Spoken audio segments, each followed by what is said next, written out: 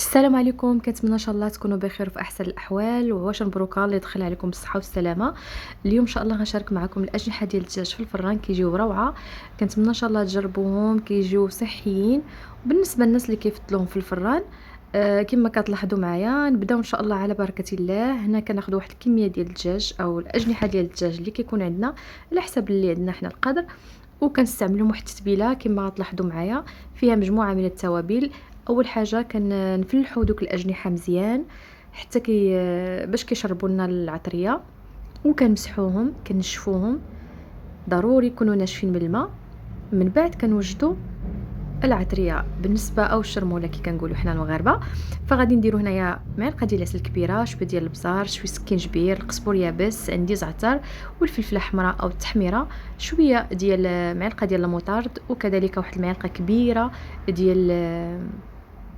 ديال الكاتشوب، وعندنا ازير كيبقى اختياري، وكذلك عندنا بصله محكوكه، واحد المعلقه ديال الثومه، وعندنا كذلك الخرقوم. بالنسبه للعطريه الاساسيه هي بالنسبه لهاد الاجنحه كتكون الكاتشوب ولا موطارد، وكيكون الماء معلقه ديال العسل، وكذلك شويه ديال الثومه وشويه ديال البزار. بالنسبه للمنسمات فكتبقى هذيك اضافيه، كيضيفي للمنسمات كما بغيتي وعلى حسب اللي عندك موجود. كنخلطوا العطريه كامله مع بعضها حتى كتنسجم. راه زدت لها واحد شويه ديال الزيت، وغادي نوضع دوك الاجنحه وغادي نخليهم نشرب لهم كاملين، وغادي نخليهم واحد الفتره اللي غادي تشربوا. واللي بغات تشرب لهم بليله قبل كيكون احسن.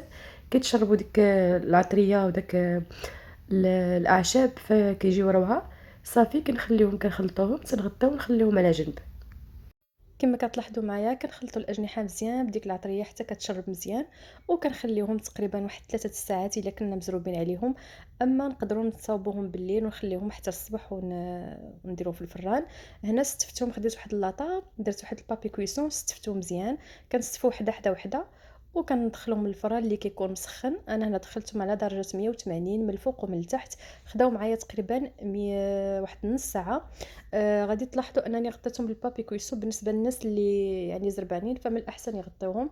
الا كان عندك الوقت فخليهم هكاك، فراه كيجيو محمرين من الفوق ومن التحت، يعني ما تحتاجيش انك تقلبيهم.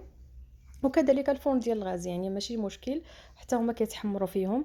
كنتمنى ان شاء الله يعجبوكم. كما كتلاحظوا معايا رانا راه مازال ما حيت لهم داك البابي وهكاك تحمروا معنا. فكنتمنى ان شاء الله تجربوهم، كيجيو روعه، ونقدروا نقدموهم مع سلطه ديال الخضر او اي حاجه عندنا. فكنتمنى ان شاء الله تجربوهم، كيجيو روعه وكيبغيوهم الدراري. وان شاء الله نشارك معكم كذلك عاود الاجنحه بواحد لاصوص اللي كتجي كذلك روعه، وكيجيو مقليين بالنسبه للناس اللي كيفضلوهم مقليين. فكنتمنى ان شاء الله تجربوا هاد الوصفه وتخليوا لي الاراء ديالكم. فبالتوفيق ان شاء الله، والسلام عليكم.